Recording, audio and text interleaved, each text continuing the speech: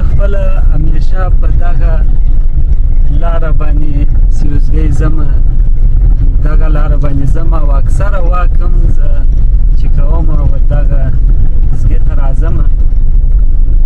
د دې زرغونوالی دی او خوبشین کې د ګردو ښایسته زګۍ چې دی زما په نظر دغه زګۍ دی. دا زرغونوالي کې ډېر سکون یې. نو زه خپله واک لپاره همیشه دلې راځم. تاسو ورته وګورئ دومره ښایسته لاره ده. زما خیر یار تا دعا شي اوس په دعا ورته کوم چې خیر شي.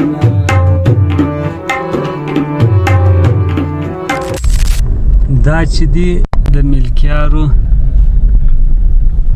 نیشکمې دروازې ورته وایي هغه دی.